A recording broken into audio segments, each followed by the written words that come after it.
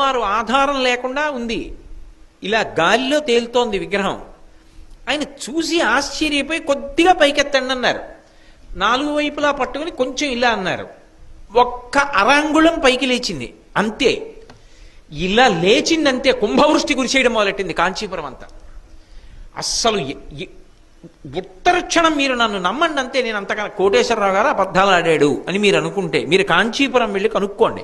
పోనీ కామకోటి పీఠాధిపతుల దాకా వెళ్ళలేమంటే శ్రీకార్యం చల్లా విశ్వనాథ శాస్త్రి గారు అక్కడే ఉంటారు 3వ ఇంట్లో, మీరు వెళ్ళి అడగండి విశ్వనాథ శాస్త్రి గారిని. ఒక అరంగుళం కదిలింది. కాంచీపురం అంతా కుంభవృష్టి కురిసేసింది.